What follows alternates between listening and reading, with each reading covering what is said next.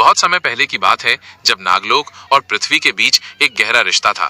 नागराज, जो कि नागों का रक्षक और पृथ्वी का संरक्षक था, शांति और न्याय का प्रतीक बन चुका था। उसकी ताकतों में हजारों विषैले सांपों का नियंत्रण, अतिमानवीय ताकत और विलक्षण बुद्धि शामिल थी। लेकिन ये कहानी केवल नागराज की नहीं, बल्कि उसकी साथी और समान रूप से शक्तिशाली नागिन नागिना की भी है।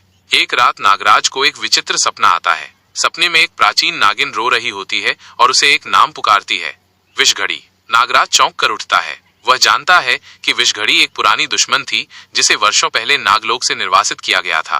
लेकिन अगर वो लौट आई है तो इसका अर्थ केवल विनाश हो सकता है। नागराज सीधा नागलोक जाता है। वहां के प्रधान नाग वासुकी उसे बताते हैं कि नागलोक के प्राचीन मंदिर से कालविष मणि चोरी हो गई है। यह मणि इतनी शक्तिशाली है कि अगर ये किसी बुरी ताकत के हाथ लग जाए तो पूरी पृथ्वी को जहर से भर सकती है। नागराज जानता है कि इस मिशन में उसे अकेले नहीं जाना चाहिए। वो मदद के लिए नागिना को बुलाता है। नागिना, जो पिछले कई वर्षों से हिमालय की गुफाओं में तपस्या कर रही थी, तुरंत तैयार हो जाती है। वो न केवल एक शक्तिशाली नागिन है, बल्कि नागराज की सबसे भरोसेमंद साथी भी है। दोनों मिलकर एक सुराग से दूसरे सुराग तक चलते हैं। दिल्ली के पुराने किलों, राजस्थान के सुनसान मरुस्थलों और असम के गहरे जंगलों में वे विषघड़ी के निशान ढूंढते हैं।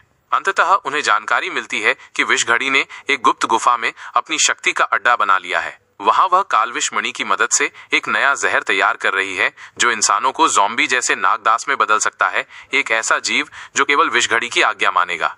नागराज और नागिना गुफा तक पहुंचते हैं। अंदर का दृश्य भयावह होता है।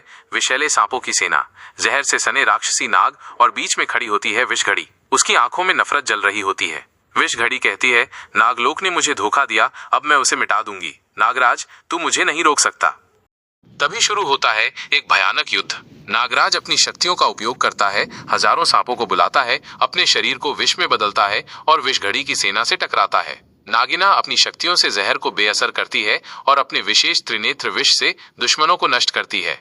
युद्ध घंटे भर चलता है। नागराज और नागिना दोनों घायल होते हैं, लेकिन वे हार नहीं मानते। आखिरकार नागिना विषघड़ी के सामने खड़ी होती है और कहती है, तू केवल बदला चाहती है, लेकिन हम सुरक्षा और न्याय का व्रत लिए खड़े हैं। नागों का धर्म नाश नहीं, रक्षण है।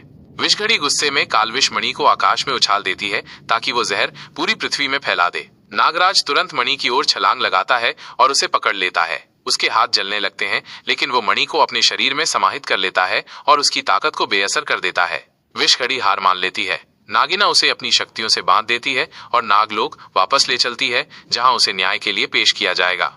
नागराज फिर से कालविष मणि को नागलोक के मंदिर में रख देता है। नागिना, जो इस पूरे अभियान में उसकी सबसे बड़ी सहायक रही, उसकी ओर देखकर मुस्कुराती है। शायद अब कुछ समय विश्राम का ले सकते हैं, वो कहती है। नागराज